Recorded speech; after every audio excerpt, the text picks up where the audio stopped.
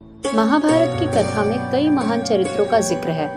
उन्हीं में से एक थे दानवीर कर्ण। श्री कृष्ण हमेशा कर्ण की दानवीरता की प्रशंसा करते थे।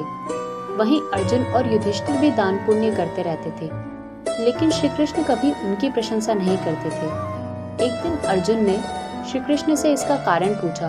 श्री कृष्ण बोले, समय आने पर वह यह साबित कर देंगे कि सबसे बड़ा दानवीर सूर्यपुत्र कर्ण है। कुछ दिनों बाद एक ब्राह्मण अर्जुन के महल में आया। उसने बताया कि उसकी पत्नी की मृत्यु हो गई है। उसके दाह संस्कार के लिए उन्हें चंदन की लकड़ियों की आवश्यकता है। ब्राह्मण ने अर्जुन से चंदन की लकड़ी दान में मांगी।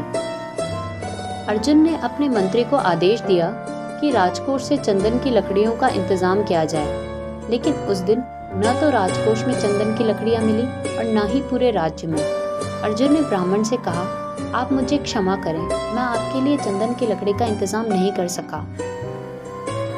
श्री कृष्ण इस पूरी घटना को देख रहे थे। उन्होंने ब्राह्मण से कहा, आपको एक जगह चंदन की लकड़ियां जरूर मिलेगी, आप मेरे साथ चलिए। श्री कृष्ण ने अर्जुन को भी अपने साथ ले लिया। श्री कृष्ण और अर्जुन ने ब्राह्मण का वेश बनाया और उस ब्राह्मण के साथ कर्ण के दरबार में पहुंचे। वहां भी ब्राह्मण ने कर्ण से चंदन की लकड़ी दान में मांगी। कर्ण ने अपने मंत्री से चंदन की लकड़ी का इंतजाम करने को कहा।